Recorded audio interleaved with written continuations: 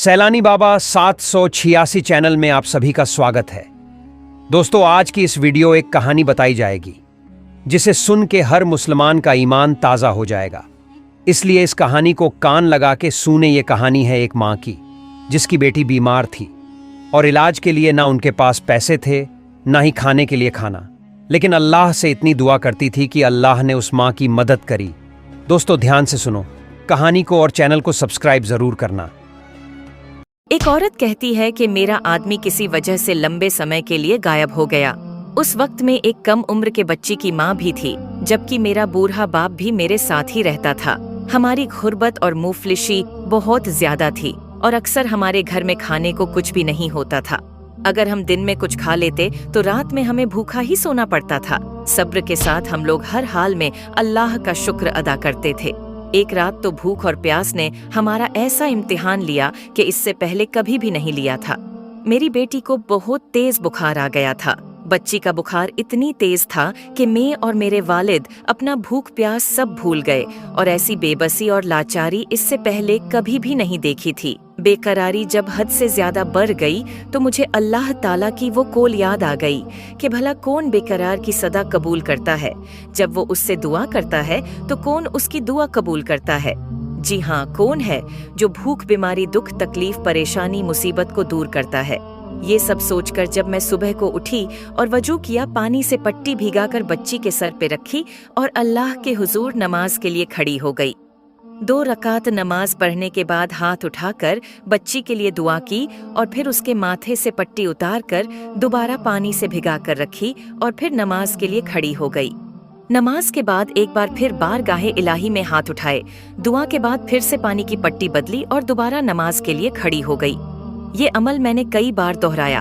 जब मैं ये सब बार बार दोहरा रही थी तो उसी वक्त किसी ने दरवाजा खटखटाया। मेरे वालिद और मैं हैरान हो गए कि भला इतनी रात को कौन आ सकता है। मेरे वालिद ने पूछा कि दरवाजे पर कौन है, तो बाहर से जवाब आया कि मैं डॉक्टर हूँ।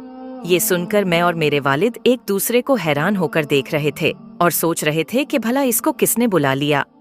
फिर मेरे वालिद ने जाकर दरवाजा खोला। डॉक्टर ने आते ही पूछा कि मरीज किधर है। हमने सादगी से बच्चे की तरफ इशारा कर दिया। डॉक्टर ने बच्ची को चेक किया, फिर कागज पर दवा लिखकर मेरे हाथ में रखते हुए बोला, लाइए मेरी फीस, लाइए, मैं अब चलता हूँ। मैंने धीरे से डॉक्टर से कहा कि डॉक्टर साहब, मेरे पास आपको देने के लिए पैसे नहीं है, बल्कि हमारे घर में तो कई दिनों से खाना भी नहीं है। मेरा ये जवाब सुनते ही डॉक्टर गुस्से से बोला कि अगर तुम्हारे पास मुझे देने के लिए पैसे नहीं है तो मुझे आधी रात को फोन करके क्यों बुलाया, मेरी नींद क्यों खराब की। तुम लोगों ने डॉक्टर के मुंह से टेलीफोन की बात सुनकर मुझे लगा कि डॉक्टर शायद गलती से हमारे घर में आ गया है। मैंने हिम्मत करके डॉक्टर को जवाब दिया कि डॉक्टर साहब, हमने आपको फोन करके नहीं बुलाया है, बल्कि हमारे पास तो टेलीफोन ही नहीं है। ये सुनकर डॉक्टर ने मुझसे पूछा कि अच्छा, क्या ये मंसूर का घर नहीं है? तो मैंने जवाब दिया, नहीं डॉक्टर साहब, मंसूर का घर तो हमारे बराबर में है। ये सुनकर डॉक्टर थोड़ा खामोश हुआ, फिर हमारे घर से निकलकर हमारे पड़ोसी के घर चला गया और हम शर्मिंदगी से खामोश बैठे रहे। थोड़ी देर ही गुजरी थी कि वो डॉक्टर एक बार फिर हमारे घर में आ गया। आंखों में आंसू और धीमी आवाज में बोला कि अल्लाह की कसम, मैं तुम्हारे घर से उस वक्त तक वापस नहीं जाऊंगा जब तक तुम्हारा पूरा किस्सा न सुन लूं। तो मैंने उस डॉक्टर को अपना पूरा किस्सा सुना डाला कि किस तरह मैं बच्ची के सर पर पानी की पट्टियां रख रही थी और अल्लाह से दुआ मांग रही थी। डॉक्टर जल्दी से उठा और बाहर चला गया और हमारे लिए रात का खाना, बच्ची की दवाएं और कुछ घर की जरूरतों का सामान लेकर आ गया और उसने हमें ये कहा कि उसकी तरफ से हमें हर महीने कुछ पैसे उसको उस वक्त तक मिलते रहेंगे जब तक अल्लाह चाहेगा। सबक। जी हाँ, ये अल्लाह पर भरोसे की कहानी है मेरे दोस्तों।